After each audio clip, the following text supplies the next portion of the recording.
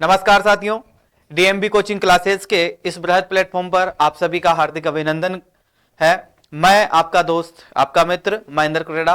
साथियों, मैं आप लोगों के लिए फिर से एक नई करंट अफेयर्स की क्लास लेकर आया हूं। जिस प्रकार से आप सभी ने पिछली क्लास को प्यार और मान सम्मान दिया, उसके लिए सबसे पहले आप सभी को तहे दिल से धन्यवाद और आभार। उम्मीद है साथियों इस क्लास को भी इसी प्रकार का मान सम्मान आप लोग देंगे। साथियों, जिस प्रकार से हमने पिछली क्लास के अंदर करंट अफेयर्स के कई सारे टॉपिक्स पर हमने चर्चा की थी, जिसके अंदर अंतरराष्ट्रीय संबंधित मुद्दे थे, ठीक है, तो उसी प्रकार से आज की क्लास में भी हम करंट अफेयर्स के कुछ टॉपिक्स पर विशेष रूप से चर्चा करने वाले हैं। ठीक है, तो चलिएगा साथियों, आज के जो आपके विशेष टॉपिक रहने वाले हैं उन पर एक बार मैं आप लोगों को बता देता हूं कि हम आज की क्लास के अंदर दो टॉपिकों पर विशेष चर्चा करने वाले हैं, जिसमें से देखिएगा हाल ही में यानी कि जो भारत वो इटली के बीच में जो भी समझौता हुआ है उसके बारे में हम विस्तार से चर्चा करेंगे, विस्तार से जानेंगे किस प्रकार का समझौता था, किसके तहत किया गया था, उससे भारत को क्या फायदा था, इससे पहले भारत के और इटली के किस प्रकार के संबंध रहे हैं। ठीक है, तो गहनता से हम जानकारी प्राप्त करेंगे इस टॉपिक के माध्यम से। ठीक है, चलिएगा, इसके बाद में दूसरा टॉपिक आपका था पीएम किसान योजना। पीएम किसान योजना के बारे में इस क्लास के अंदर हम संपूर्ण जानकारी प्राप्त करेंगे कि पीएम किसान योजना कब लागू की गई थी, कब प्रारंभ की गई थी, इसके मुख्य उद्देश्य क्या थे, वर्तमान समय में इसकी स्थिति क्या है, कितने किसानों तक ये पहुंच चुकी है, अब वर्तमान समय में जो है सरकार ने क्या नया फैसला लिया है जिसके कारण ये अभी किस में आई है, यानी कि न्यूज के अंदर आई है। तो चलिएगा इसके बारे में हम चर्चा करते हैं। देखिए साथियों, सबसे पहले हम भारत वो इटली के बीच का जो समझौता हुआ है उसके बारे में चर्चा करते हैं, यानी कि ये जो है अभी हाल ही में चर्चा में क्यों आया है इसके बारे में जान लेते हैं। तो देखिएगा, सबसे पहले चर्चा में क्यों आया है, हाल ही में जो है केंद्रीय मंत्रिमंडल में भारत और इटली के बीच में जो प्रवासन एवं आवाजाही समझौते के रूप में पूर्वव्यापी मंजूरी दे दी गई है, यानी कि वापस क्या दे दी गई है, मंजूरी दी गई है। भारत और इटली के बीच में जो प्रवासन और आजीवा समझौता क्या है इसके बारे में हम जानकारी प्राप्त करेंगे। तो देखिएगा, सबसे पहले इसका परिचय जान लेते हैं सामान्य रूप से कि यह है क्या, इसके बारे में जानते हैं। ठीक है, चलिएगा, तो देखिए इसका परिचय, यह समझौता जो है भारत और इटली के बीच लोगों के संबंध को प्रकट करता हुआ अनियंत्रित प्रवास से संबंधित मुद्दों पर सहयोग को मजबूत करने के लिए तैयार किया गया है। जिस प्रकार से देखिएगा, छात्र, कुशल श्रमिक या फिर व्यवसायिक और युवा पेशावर सहित विभिन्न वर्गों के लिए आवाजाही की सुविधा प्रदान करता है, उनके बीच में विनिमय तथा सहयोग को बढ़ावा देता है। यानी कि इससे आप क्या समझ पाए, देखिएगा भारत और इटली के बीच में जो ये समझौता हुआ है उसके माध्यम से ये जो शब्द आप लोगों के सामने दिख रहे हैं, इसका सामान्य से मैं आपको एक सामान्य लैंग्वेज में मैं आपको समझाने की कोशिश करता हूं। आप समझने की कोशिश कीजिएगा कि देखिएगा ये जो समझौता हुआ है भारत और इटली के मध्य में, इनके बीच में जो लोगों का जो अपना संबंध है, यानी कि इटली और भारत के बीच में जो संबंध है उसको क्या करता है, यानी कि जोड़ता है। और किस प्रकार से जोड़ता है, इनके संबंधित बहुत सारे मुद्दे रहे हैं, सहयोगी मुद्दे हैं, उन पर हम बात करते हैं। जिस प्रकार से देखिएगा, छात्र, यानी कि किसी भी प्रकार से जैसे भारत का कोई विद्यार्थी इटली पढ़ने जाता है, ठीक है, तो इटली पढ़ने जाता है तो उसको जिस प्रकार से यहां से वीजा, आपका पता है कि जिस प्रकार से वीजे के ऊपर जो व्यक्ति है दूसरे देश जाता है तो जैसे ही उसका वीजा खत्म होता है उसके बाद भी क्या करता है, वो वापस अपने देश लौट आता है। ठीक है, उसी प्रकार से जो है ये एक समझौता हुआ है जिसके अंदर छात्र, पहले देखिएगा, पहले क्या था कि जिस प्रकार से कोई व्यक्ति पढ़ाई करने गया वीजा लेकर छात्र, ठीक है, तो वो पढ़ाई करके वापस आएगा। लेकिन इसके बाद में यानी कि ये जो समझौता किया गया है इसके तहत मैं आगे आपको बताऊंगा कि ये समझौता इस प्रकार से किया गया है कि जो छात्र है यानी कि कारीगरी या कुशलता, यानी कि जिस प्रकार से वो वहां पर पहले पढ़ाई करेगा उसके बाद में वो अपने टैलेंट को, यानी जिस प्रकार से उसने जो वहां से सीखा है उस टैलेंट के ऊपर जो है वो क्या कर सकता है, अभ्यास कर सकता है, वहां पर वर्क कर सकता है, वहां पर कार्य करने के लिए क्या है, यानी कि उसको अनुमति मिल चुकी है। इसी प्रकार से देखिएगा, कुशल श्रमिक बन सकता है वहां पर, कुशल श्रमिक का मतलब वहां पर वर्कर के रूप में या नौकरी कर सकता है या वो अपना काम कर सकता है। व्यवसाय, यानी कि व्यवसाय भी कर सकता है, अपना धंधा खोल सकता है। इसी प्रकार से देखिएगा, युवा पेशावर, यानी कि युवा जो साथी है वो अपने बिजनेस या अपने धंधे को वहां पर क्या कर सकते हैं, प्रोग्रेस कर सकते हैं। तो ये अनुमति मिली है। ठीक है, चलिएगा, तो ये समझौता था। इसके अंदर देखिएगा, आगे मैं आपको बताता हूं कि इसके प्रमुख प्रावधान क्या रहे हैं। देखिएगा, भारतीय छात्रों के लिए अस्थायी निवास इटली में शैक्षणिक व्यावसायिक प्रशिक्षण को पूरे करने के बाद में प्रारंभिक पेशेवर अनुभव हासिल करने के इच्छुक भारतीय विद्यार्थियों को 12 महीने तक के लिए अस्थायी निवास की अनुमति दी जाती है। यानी कि इटली के अंदर क्या है, यानी कि निवास की अनुमति नहीं है वैसे, तो देखिएगा जो विद्यार्थी वहां पर प्रशिक्षण या व्यवसायिक प्रशिक्षण करने जाएगा, यानी कि जो विद्यार्थी वहां पर सीखने जाएगा, पढ़ने जाएगा, तो उस विद्यार्थी को क्या दिया जाएगा, यानी कि यहां पर 12 महीने यानी कि 1 वर्ष की अनुमति मिल गई है उसको कि वो क्या कर सकता है, यहां पर प्रशिक्षण कर सकता है और यहां पर वो अस्थायी रूप से रह सकता है 12 महीने के लिए। ठीक है, इसके बाद में देखिएगा श्रमिकों के लिए आरक्षित कोटा होगा, जिसके अंदर देखिएगा समझौता है, यानी कि गैर मौसमी और मौसमी भारतीय श्रमिकों को लिए जो कोटा का रूपरेखा तैयार करते हैं, जिसमें मौजूद फ्लो डिक्री के तहत में वर्ष 2023 से 25 तक आरक्षित कोटा की सीमा जो है शामिल की गई है, यानी कि 23 से 24 तक जो व्यक्ति रहने वाले हैं उनकी सीमा इसमें क्या कर दी गई, निर्धारित कर दी गई है। उनके लिए एक स्पेशल कोटा रहेगा जो कि श्रमिकों के लिए आरक्षित कोटे के नाम से जाना जाता है। तो अपने एग्जाम की दृष्टि से आप लोगों को पता है कि जिस प्रकार से आप लोगों के एग्जाम्स में क्वेश्चन आ गए, मान लीजिएगा कि हाल ही में किस देश के साथ में हमारा जो समझौता हुआ है, जिसके तहत में क्या किया गया है, यानी कि भारतीयों को 12 महीने के लिए अस्थायी रूप से वहां पर निवासी बनकर रहने के लिए तथा अपने कार्यक्रम में कुशलता दिखाने के लिए तथा अपना पेशावर को सीखने के लिए, ठीक है, तथा अपने शैक्षणिक व्यवसायिक इत्यादि चीजों को क्या करेगा, यानी कि प्रशिक्षण पूरा करने के बाद भी वो वहां पर रह सकता है। तो किस देश ने लागू किया है, तो वो इटली देश ने लागू किया है। ठीक है, उसका स्पेशल कोटा रहेगा कितने साल से, यानी 2023 से लेकर 2025 के बीच में आरक्षित कोटा क्या गया है, निर्धारित किया गया है 2 साल के लिए। ठीक है, इसके बाद में देखिएगा इटलीवी जो सरकार है उसकी वार्षिक फ्लो डिक्री यानी कि डिक्रीड फिल्स के अंदर जो है गैर यूरोपीय संघ के नागरिकों को अधिकतम जो संख्या है उसको निर्धारित किया जाएगा, जो कि काम स्वरोजगार यानी कि स्वरोजगार के लिए ही इटली में प्रवेश कर सकते हैं। यानी कि इटली सरकार ने वार्षिक फ्लो डिक्री के आधार पर यह कहा है कि गैर यूरोपीय यानी कि यूरोप जो देश है उसके जो लोग हैं वहां के, यानी कि जिस प्रकार से यूरोप यानी कि इटली के लोगों को छोड़कर जो गैर लोग हैं वो भी नागरिक के रूप में अधिकतम संख्या में निर्धारित करते हैं, जो कि काम और स्वरोजगार के लिए वहां पर इटली में प्रवेश कर सकते हैं। इसकी अनुमति मिल चुकी है। देखिएगा ये क्रियान्वयन किस प्रकार से रहेगा, यानी कि कार्य किस प्रकार से करता है। तो देखिएगा इस समझौते को समाप्त होने तक स्वचालित नवीनीकरण के साथ में 5 वर्ष तक लागू रहेगा, यानी कि इस समझौते को खत्म करने के बाद में स्वचालित नवीनीकरण के साथ में भी 5 वर्ष तक ये लागू रहने वाला है। इटली के संदर्भ में अपन सामान्य जानकारी प्राप्त कर लेते हैं कि इटली के साथ में हमारा जो समझौता हुआ है उसके बारे में हम चर्चा तो कर रहे हैं, लेकिन इटली का संबंध किस प्रकार से है, इटली का एनवायरनमेंट किस प्रकार से है, कौन कौन से इटली के देश है, कौन सी इटली की राजधानी है, कौन सा उसका क्षेत्रफल है और कितने विस्तार पर वो फैला हुआ है। तो देखिएगा सामान्य परिचय इटली के बारे में हम चर्चा करते हैं। देखिएगा जो इटली है जो इटली है, इटली की आकार की अगर हम बात करें तो किस प्रकार का आकार है उसका, जूते के आकार के समान है। ठीक है, इसको प्रायद्वीपीय कहा जाता है या प्रायद्वीपीय देश भी आप कह सकते हैं, जो कि दक्षिणी यूरोप के अंदर जो है यानी कि एड्रिएटिक सागर के अंदर टेरहोनिया सागर और भूमध्य सागर से घिरा हुआ है, यानी कि तीनों तरफ से क्या करा है, जिस प्रकार से भारत आपका क्या हुआ है, यानी कि घिरा हुआ है। ठीक है, उसी प्रकार से यानी कि आपका जो इटली है वो भी इससे घिरा हुआ है समुद्री एरिया से, जिसके अंदर देखिएगा 3 समुद्र आते हैं। तीनों समुद्रों का नाम जिस प्रकार से मैंने आपको बताया है कि देखिएगा एड्रिएटिक सागर, टेरहोनिया सागर और भूमध्य सागर से घिरा हुआ है। आगे मैं भी मानचित्र की सहायता से आप लोगों को समझाऊंगा कि किस प्रकार से इसकी लोकेशन है। देखिएगा आगे, यानी कि सीमावर्ती देशों की अगर हम बात करें तो कौन कौन से देश है इसके, देखिए ऑस्ट्रिया जो है, फ्रांस है, होली सी यानी कि वेटकिन जो सिटी है, सैन मोरेनिया है, सेल्विनिया और स्विट्जरलैंड के साथ में इसकी अंतरराष्ट्रीय सीमा बनाता है ये। ठीक है, ये अल्बानिया, अल्जारिया, ग्रेसिया, लिबिया, मल्टी, स्पेन और ट्यूनिशियन के साथ में समुद्री सीमा भी साझा करता है, जो कि इसकी जो सरकार है वो किस प्रकार की सरकार है, यहाँ पर गणतंत्रात्मक सरकार है। ठीक है, अभी मैं मानचित्र पर आपकी इसकी पूरी जो लोकेशन है, इसके जो पूरे देश है उनके बारे में हम चर्चा करने वाले हैं आगे। ठीक है, चलिएगा आगे चलते हैं। जिस प्रकार से, तो किस प्रकार का देश है, यानी कि यहाँ पर सरकार किस प्रकार की है, तो देखिएगा इसकी जो सरकार है उसका स्वरूप किस प्रकार का है, गणतंत्रात्मक स्वरूप है। इसका किस प्रकार का है, गणतंत्रात्मक स्वरूप है।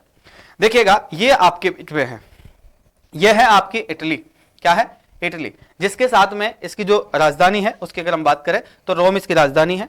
ठीक है, इसके अंदर देखिएगा इसके जो आसपास के जो क्षेत्र है एक बार मैं आपको बता देता हूं। देखिएगा एक बार इसकी सामान्य जानकारी और थोड़ी सी देने की कोशिश करूंगा मैं।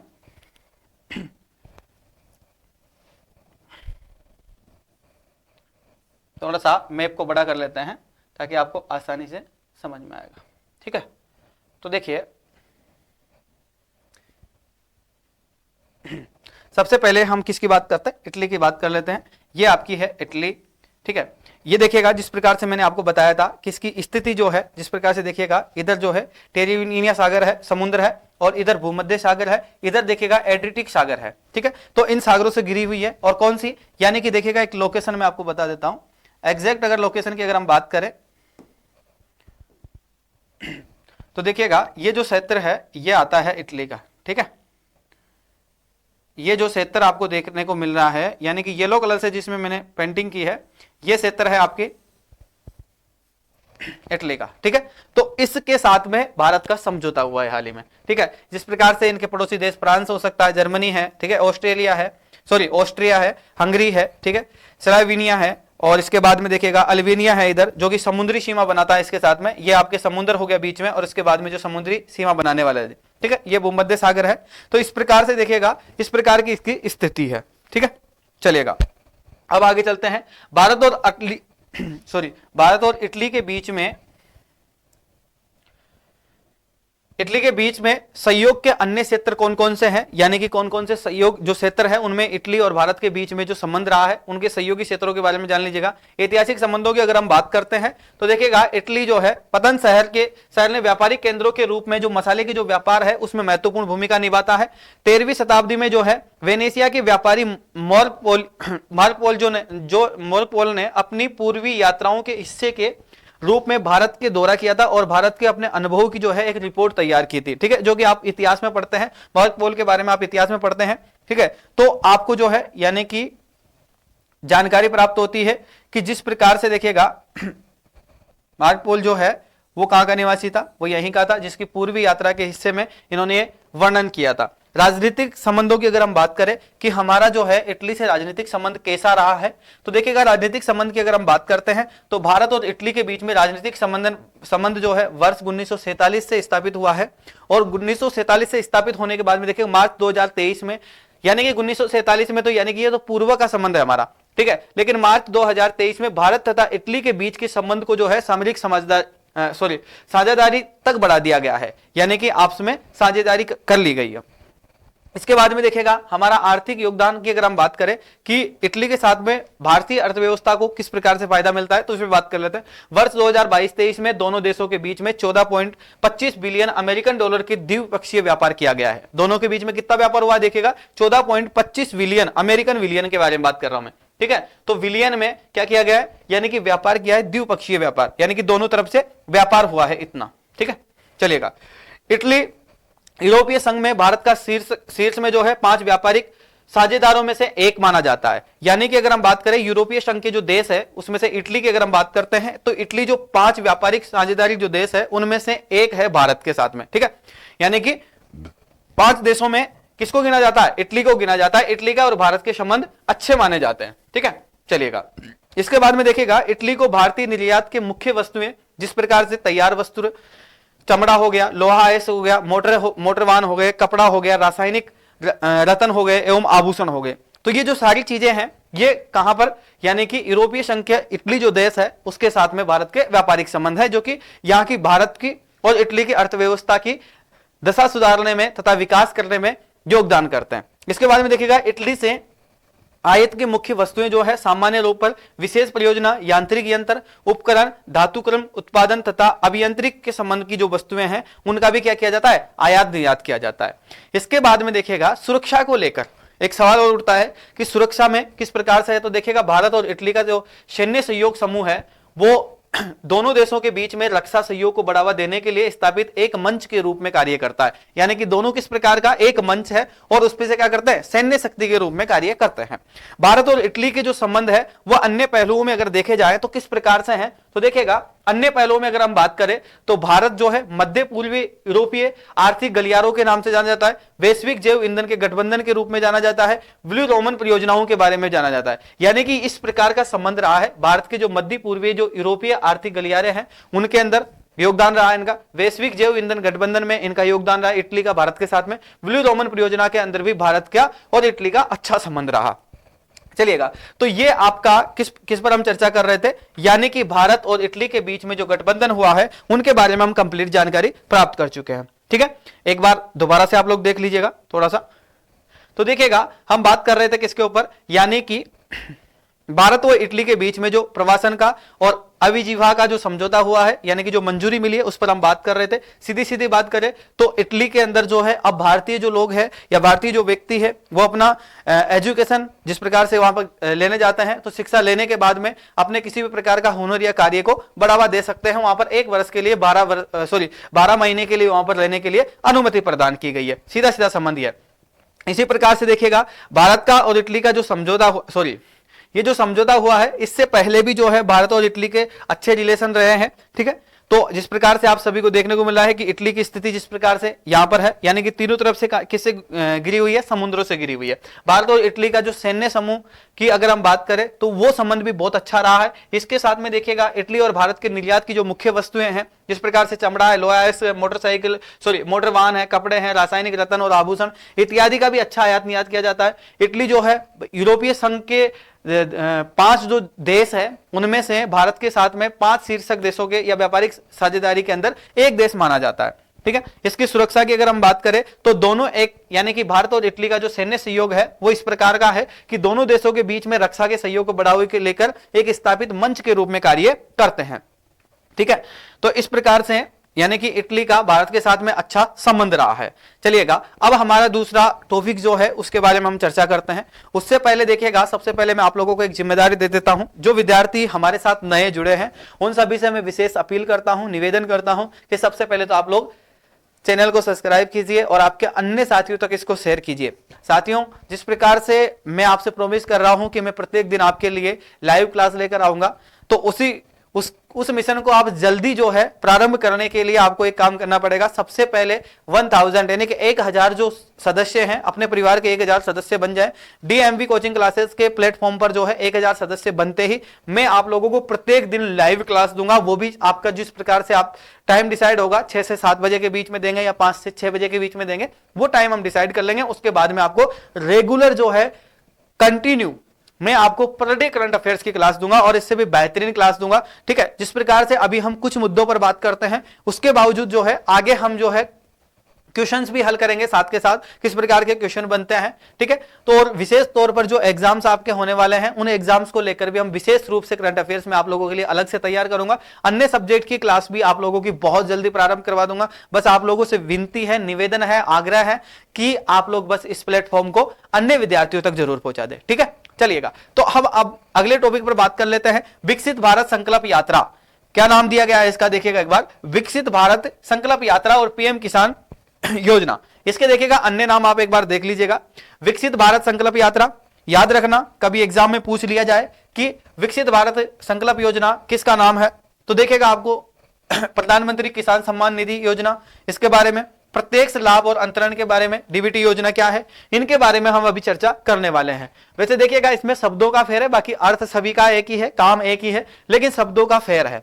समझ लीजिएगा विकसित भारत और संकल्प यात्रा क्या है, इसके बारे में हम चर्चा करेंगे आगे। प्रधानमंत्री किसान सम्मान निधि योजना क्या है उसके बारे में हम चर्चा करेंगे। प्रत्यक्ष लाभ और अंतरण के बीच में यानी कि डीबीटी योजना के बारे में भी हम चर्चा करेंगे आगे। आधार लिंकेज के बारे में, सतत अभियान के बारे में, यानी कि समृद्ध भारत की जो संकल्प यात्रा के माध्यम से सतत अभियान के जो पीएम किसान लाभार्थियों पर इसका जो प्रभाव रहने वाला है उनके बारे में हम चर्चा करने वाले हैं, ठीक है। चलो आइए, यानी कि ये हाल ही में चर्चा में क्यों आया है इस पर हम चर्चा कर लेते हैं एक बार। देखिएगा हाल ही में ये चर्चा में इसलिए आया है क्योंकि प्रधानमंत्री किसान सम्मान निधि जो योजना है उसके लक्ष्यार्थियों की जो संख्या है उन संख्याओं में 20% से अधिक गिरावट आई है। क्या ये 20% से अधिक गिरावट आई है, जो कि अप्रैल से जुलाई 2022 में 10.47 करोड़ से घटकर 8.12 करोड़ हो गई है। कितनी, यानी कि 10.47 करोड़ से घटकर कितने हो गए, 8.12 करोड़ हो गई है। सरकार के सक्रिय जो उपायां हैं विशेष रूप पर विकसित भारत संकल्प यात्रा के तहत शुरू की गई है, जिसमें सतृप्त अभियान ने 34 लाख किसानों को लाभार्थी सूची में वापस जोड़ दिया गया है। और विकसित भारत संकल्प यात्रा क्या है इसके सामान्य परिचय के बारे में अभी हम आगे जानेंगे।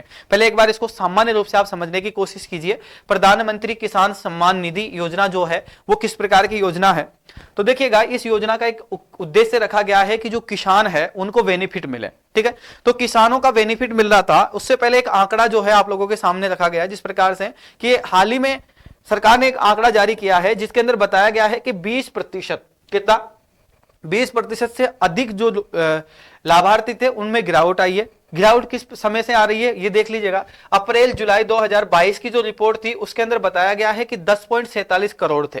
कितने थे लाभार्थी? 10.47 करोड़ थे, जबकि हाल ही में घटकर इनको बताया गया है कि 8.12 करोड़ हो गए हैं। कब? 2023 के अंदर। ठीक है, तो 2023 की जो लेटेस्ट रिपोर्ट है वो क्या कहती है कि 8.12 करोड़ हो गए हैं। कितने से? 10.47 करोड़ से घटकर। ठीक है, तो इसलिए यह हाल ही में चर्चा में आया है। इसके बाद में देखिएगा सरकार की सक्रिय उपायों के बारे में, विशेष रूप से विकसित भारत की जो संकल्प यात्रा है उसके तहत शुरू किया गया था।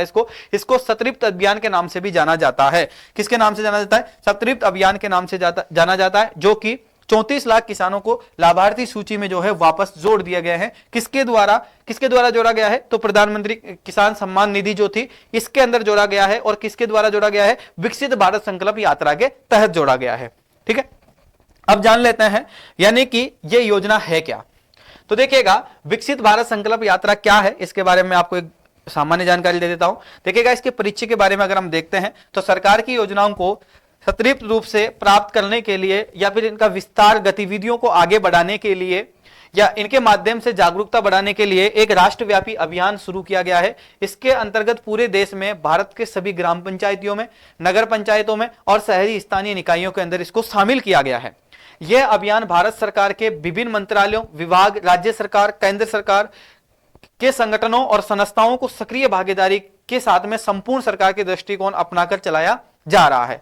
यानी कि इसके अंदर सभी शामिल किया गया है। इसका सामान्य परिचय आप लोगों को समझ में आया? देखिएगा सरकारी योजना के तहत में एक योजना चलाई जा रही है, ये मानिएगा एक अभियान चलाया जा रहा है लोगों को जागरूक करने के लिए, लोगों को जोड़ने के लिए, यानी कि जिन लोगों को फायदा मिलना चाहिए वाकई में उनको उन तक पहुंच पाने के लिए इसके अंदर सभी प्रकार के जो डिपार्टमेंट्स है, तो देखिएगा इसके अंदर सरकारी संगठन भी इन्वॉल्व है। ठीक है, संस्थान इन्वॉल्व है, मंत्रालय, विभाग, राज्य सरकार हो या केंद्र सरकार हो या केंद्र शासित सरकार हो, किसी भी प्रकार की सरकार, वो सारी सरकार इसके अंदर इन्वॉल्व है। ठीक है, तो चलिएगा ये दृष्टिकोण अपनाकर इसको चलाया गया है। इसका उद्देश्य क्या है? चलो इसको चलाया गया है तो इसका मुख्य उद्देश्य भी होगा कुछ ना कुछ। तो देखिएगा इसके उद्देश्य के बारे में हम चर्चा कर लेते हैं। देखिएगा साथियों, इसका जो उद्देश्य है यह अभियान कमजोर लोगों तक पहुंचाने का क्या रखा गया है? यह अभियान जो है कमजोर लोगों तक पहुंच प्रदान करता है, जो कि विभिन्न योजनाओं के तहत जो है पात्र है, जिन्हें इसका लाभ अभी तक नहीं मिला है या उन्होंने अभी तक लाभ नहीं उठाया है, तो उन लोगों तक पहुंचने का एक अभियान चलाया गया है। जानकारी उपलब्ध करवाने और योजनाओं के बारे में जागरूकता बढ़ाने के लिए इसको चलाया गया है। व्यक्तिगत आख्यान और अनुभवों के द्वारा, ठीक है, अनुभवों को साझा करने के माध्यम से सरकारी योजनाओं का लाभ जो प्राप्तकर्ताओं के साथ में प्रत्यक्ष जुड़ाव है, यानी कि किस प्रकार से सरकार का जो लाभ है वो प्राप्त हो रहा है या नहीं हो रहा है, उसके बारे में क्या करने, यानी कि व्यक्तिगत मिलकर जो है उसका बखान करेंगे या फिर उस पर टिप्पणी करेगा या उस पर अपने अनुभव व्यक्त करेगा व्यक्ति। ठीक है, इसलिए इसको चलाया जा रहा है। इसका उद्देश्य देखिएगा, विकसित भारत एवं संकल्प यात्रा के दौरान विवरण के माध्यम से संभावित लाभार्थियों को इसका नामांकन किया जाएगा, यानी कि जिसको वाक्य में विकसित भारत जो संकल्प यात्रा है इसके दौरान इस चीज का पता चलता है कि माध्यम से कि कोई वाक्य में कोई लाभार्थी इसका हकदार है तो उसको क्या किया जाएगा, उसका सीधा इसमें नामांकन कर लिया जाएगा। ठीक है, चलिएगा तो आगे चलते हैं। इसी प्रकार से देखिएगा पीएम किसान सम्मान निधि योजना क्या है, और ये देखिएगा पीएम किसान योजना क्या है, ये एक सवाल आपके सामने निकल कर आता है। तो इस सवाल का आंसर आज मैं आप लोगों को देने वाला हूं। तो देखिएगा इस सवाल का जवाब आप लोगों के सामने इस प्रकार से है। देखिएगा इसे देश के किसानों को वित्तीय आवश्यकताओं को पूरी करने के लिए शुरू किया गया है। इसका संचालन कब किया गया था? दिसंबर 2018 को। कब किया गया है साथियों? दिसंबर 2018 से इसको शुरू किया गया है। ठीक है, तो देखिएगा इसका जो है वित्तीय लाभ किस प्रकार से प्राप्त हुआ है, तो इसको देख लीजिएगा। इसके तहत प्रत्येक 4 महीने में 3 समान किस्तों में प्रति वर्ष जो है 6,000 रुपए वित्तीय लाभ प्रत्यक्ष लाभ अंतरण यानी कि डीबीटी मोड के माध्यम से देश भर के जो किसान परिवार है उनके बैंक खातों में स्थानांतरित किया जाएगा। यानी कि कितनी किस्तों में? 3 किस्तों में। एक बार दोबारा देखिएगा।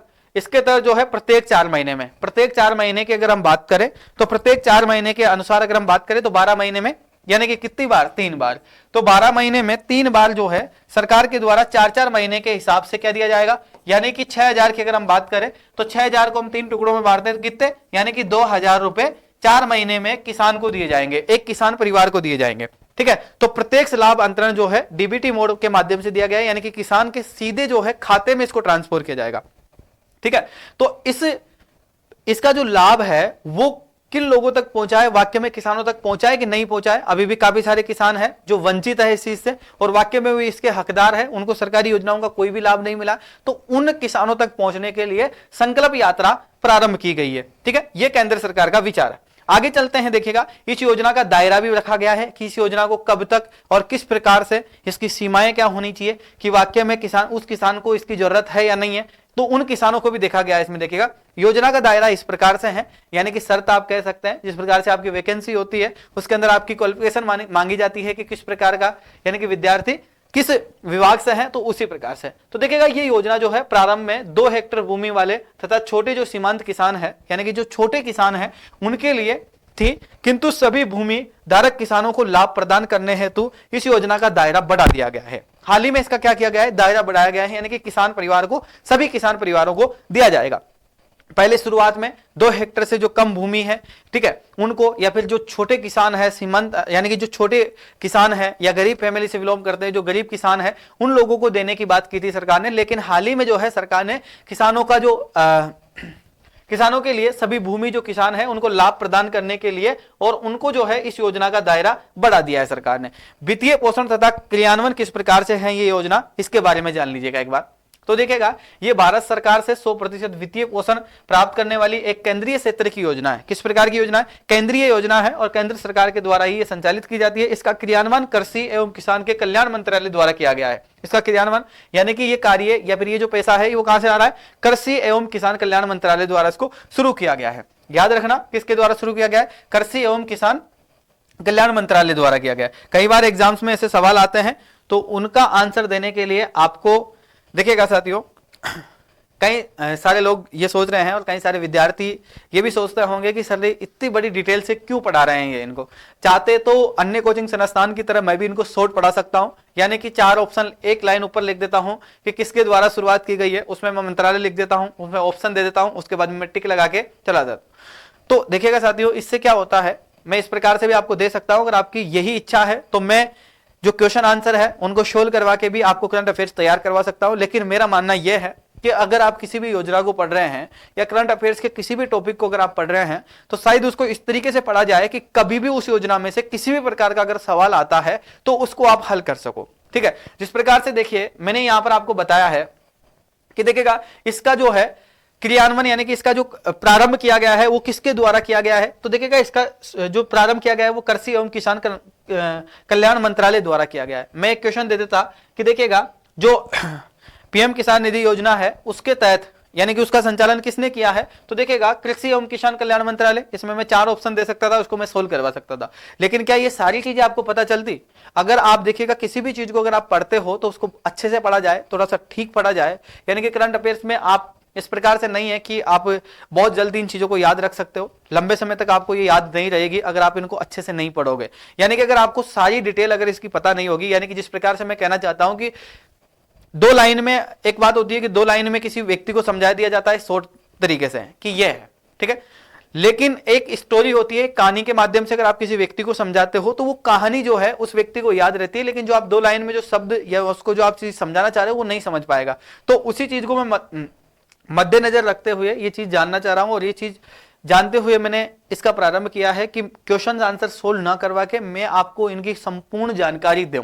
ठीक है, अगर आप लोगों को ये अच्छा लगता है तो कोई बात नहीं, अगर आपको क्वेश्चन वाला ऑप्शन अच्छा लगता है तो मैं वो भी प्रारंभ कर दूंगा कल से अगर आप चाहोगे। लेकिन मेरे हिसाब से जो ज्यादा बेहतरीन रहेगा और ज्यादा बेटर रहेगा वो ये है, क्योंकि अगर किसी भी योजना के बारे में आप पढ़ रहे हो वो करंट अफेयर्स में क्यों आई है तो उसकी पूरा बैकग्राउंड जानिए, ऊपर से नीचे तक उसकी पूरी हिस्ट्री पढ़िए एक बार। ठीक है, चलिएगा, थोड़ा सा समय ज्यादा लगेगा, बाकी और कुछ नहीं है, लेकिन जानकारी पूरी मिलेगी। यानी कि आधा अधूरा ज्ञान आपको किसी भी काम का नहीं है। कभी भी एग्जाम में ये तो है नहीं कि एक क्वेश्चन बनाया गया, उसमें 4 ऑप्शन दिए गए मेरे द्वारा और उसी में सारा सोल्व करवा दिया गया और वही क्वेश्चन एग्जाम में आने वाला है। ऐसा कभी संभव नहीं है। एग्जामिनर कहीं से भी सवाल बना सकता है। तो जब भी आप अगर पढ़ ही रहे हैं किसी चीज को तो उसको अच्छे से पढ़े ताकि एग्जामिनर कहीं से भी सवाल बनाए, आपको कोई दिक्कत नहीं होनी चाहिए। इसलिए मेरा मानना है कि किसी भी चीज को पढ़ाया जाए तो डिटेल से पढ़ाया जाए और उसको एक ही बार पढ़ा जाए और ऐसा पढ़ा जाए कि कि उसको दोबारा कभी भूल नहीं सकते, और कहीं से भी सवाल आए आपको सारी चीजें याद रहने वाली है इसमें। ठीक है, चलिएगा इसके उद्देश्य की अगर हम बात कर लेते हैं कि इसका उद्देश्य क्या रखा गया है,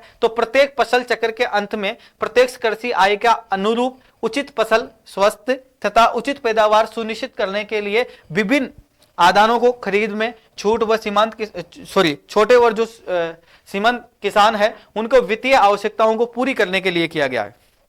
इसका देखिएगा अनुमुख व्यय को पूरा करने के लिए उन्होंने साहूकारों को और जो चुगलखोर होते हैं या चुंगल में फंसा लेते हैं उन लोगों से बचाने के लिए, कृषि की गतिविधियों में उनका नियंत्रण सुनिश्चित करने के लिए और उनका विश्वास बढ़ाने के लिए इस योजना का प्रारंभ किया गया है। यानी कि देखिएगा जिस प्रकार से आप सभी को पता है, आपको ज्यादा समझाने की जरूरत नहीं है, क्योंकि आप सब किसान के पुत्र हो, किसान के बेटे हो, और आप किसान ही हो, आप स्वयं भी खेती ही करते हैं, क्योंकि अब तक आप खेती ही करते आए हैं। ठीक है, अभी आप एजुकेशन ले रहे हैं, यानी कि शिक्षा ले रहे हैं नौकरी पाने के लिए, लेकिन उससे पहले भी आपने खेती की है। ठीक है, आपके पिताजी खेती करते आए, आपके पूर्वज भी खेती करते आए, तो आप भी खुद किसान हो, तो आपको इन चीजों के बारे में पता है वैसे सामान्य रूप से। लेकिन फिर भी देखिए एक बार मैं बता देता हूं, यहां पर ये बताया गया है इन शब्दों के माध्यम से अगर हम बात करें तो ये कहा गया है कि जिस प्रकार से किसान की जो फसल होती है उसके 4-4 महीने के हिसाब से किसान को जो है किस्त दी जाती है, और वो किस्त तब दी जाती है जब किसान को वाकई में पैसों की जरूरत होती है। जिस प्रकार से आप सभी को पता है कि जब हम छोटे थे, जब सरकार की तरफ से कई बार सहायताएं नहीं आती थी, अकाल जैसी स्थितियां आ जाती थी, तो उस समय किसानों के पास में बीज बोने के लिए भी पैसे नहीं हुआ करते थे। तो कई सारे लोग क्या करते थे, अपनी जो भूमि है उसमें क्या करते थे, यानी कि बीज ही नहीं बोया करते थे। तो इस कारण से क्या होता था, नुकसान होता था, फिर वो गरीबी से और ज्यादा गरीब हो जाता था। तो ये जो गरीबी का जो लगातार जो चक्कर चलता आ रहा है, इसको खत्म करने के लिए सरकार ने बहुत अच्छी योजना लागू की है। ठीक है, बहुत बेटर योजना है किसानों के लिए। लेकिन हाल ही में अगर हम बात करें तो इन आंकड़ों के आधार पर ऐसा लग रहा है कि योजना जो है जहां तक या जिस किसान तक पहुंचनी चाहिए थी उस किसान तक अभी तक पहुंची नहीं है। ठीक है, जिस प्रकार से एक बार राजीव गांधी जी ने कहा था कि देखिएगा अगर ऊपर से अगर आप 100 रुपए बेचते हो तो नीचे 2 रुपए तक ही किसान के पास में पहुंचेंगे। सोचते हैं 2 रुपए ही कहां पर पहुंचेंगे, किसान के पास में पहुंचेंगे, 98 रुपए तो बीच के लोग ही खा जाएंगे।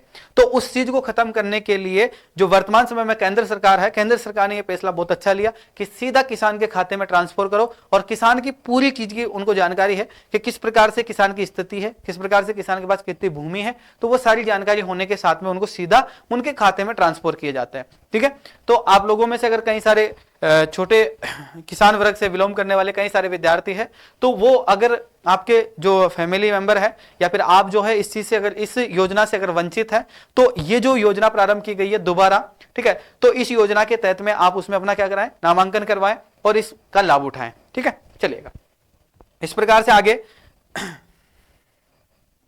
तो इसका लाभ उठाना आप लोगों के लिए फायदेमंद होगा। ठीक है, चलिएगा पीएम किसान मोबाइल ऐप के द्वारा भी इसका फायदा उठाया जा सकता है। देखिएगा इसे इलेक्ट्रॉनिक और सूचना प्रौद्योगिकी मंत्रालय द्वारा इसके सहयोग से राष्ट्रीय सूचना विज्ञान केंद्र के द्वारा विकसित किया गया है, इसको डिजाइन किया गया था। ठीक है, ये भी एक क्या है, पीएम किसान मोबाइल ऐप योजना है। इस योजना के तहत ये जो मोबाइल जो ऐप है इसके ये जो इसका संचालन किया गया है वो इलेक्ट्रॉनिक और सूचना जो प्रौद्योगिकी मंत्रालय के सहयोग से राष्ट्रीय सूचना विज्ञान केंद्र के द्वारा विकसित किया गया और डिजाइन किया गया है। वास्तविक रूप से अगर सत्यापन की व्यवस्था की गई है इसमें, देखिएगा योजना में निर्धारित प्रावधान के अनुसार प्रत्येक वर्ष 5% लाभार्थियों को अनिवार्य रूप से वास्तविक सत्यापन किया जा सकता है।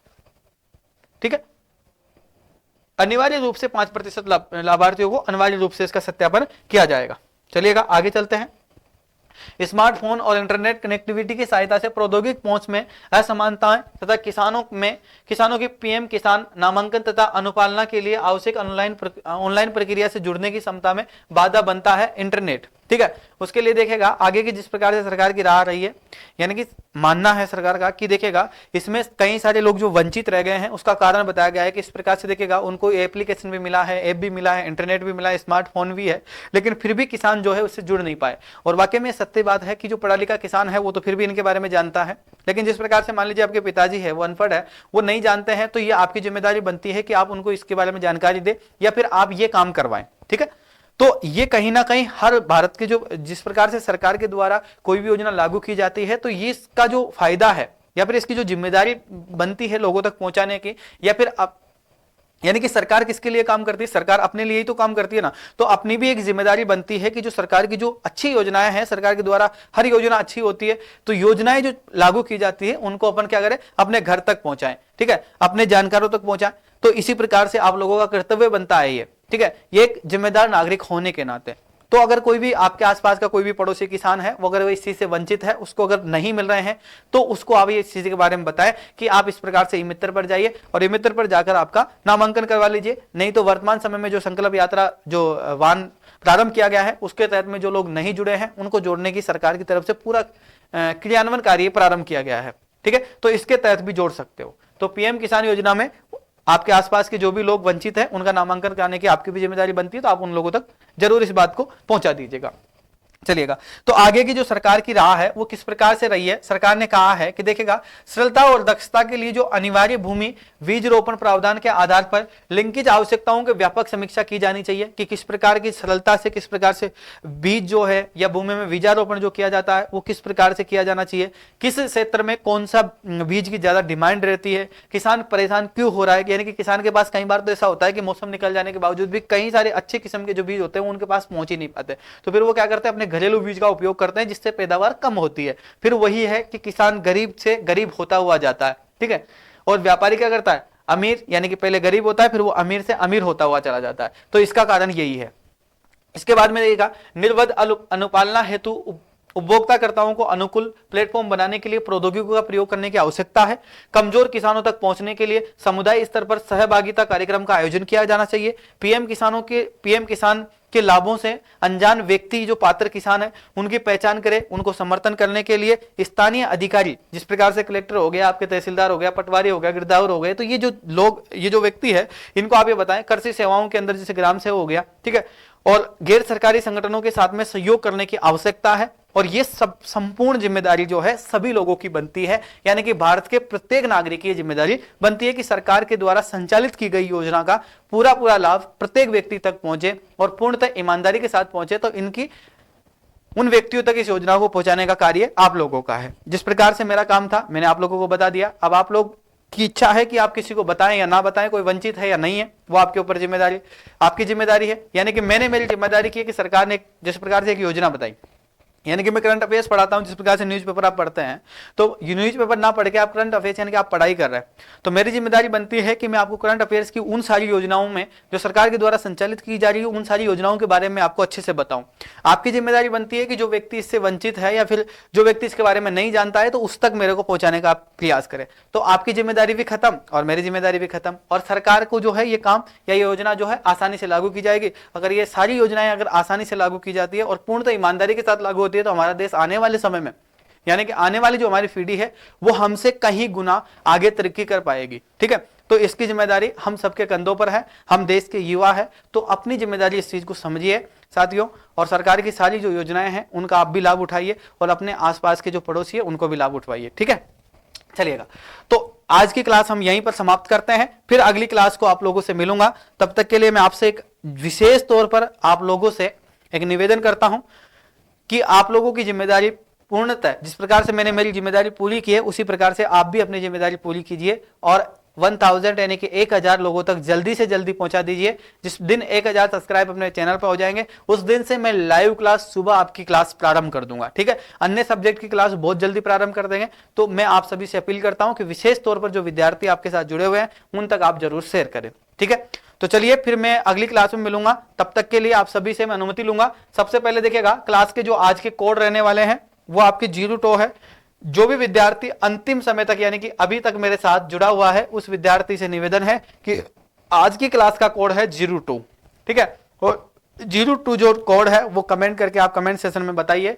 फिर अगली क्लास में मैं उस विद्यार्थी का नाम बताऊंगा कि जिसने पूरी क्लास ली है। ठीक है, इससे पहले देखेगा जो फर्स्ट क्लास थी उसका मैंने नाम नहीं बताया। फर्स्ट क्लास के अंदर आपका जो कोड था वो एक अभिमन्यु सैनी ने, ठीक है, और एक राकेश नाम था, राकेश नाम के एक विद्यार्थी थे, उन्होंने जो है इसका कमेंट किया, यानी कि कल की जो पूरी क्लास है उन्होंने ली थी। ठीक है, और एक चैनल, एक व्यक्ति जो एक भाई है उसका चैनल का नाम था राजा नाम से एक चैनल था, सॉरी राजा उसका नाम नहीं था लेकिन उसके राजा और उसके आगे कुछ लिखा हुआ था और ऐसा कुछ वर्ड था, मैं भूल गया। तो उन 3 बच्चों ने जो है इसको उस क्लास को पूरी देखी थी। तो मैं आपसे उम्मीद करता हूं कि ये कोड जो है यानी कि 02 कोड आप में से अधिक विद्यार्थी क्या करेंगे, कमेंट करेंगे। ठीक है, फिर मैं कल से यहां पर आपका कमेंट शो करवा दूंगा कल से। ठीक है, तो चलिए आज की क्लास हम यहीं समाप्त करते हैं, फिर अगली क्लास में मिलेंगे। तब तक के लिए जय हिंद, जय भारत, वंदे मातरम। मिलते हैं अगली क्लास में। थैंक यू, शुक्रिया, धन्यवाद।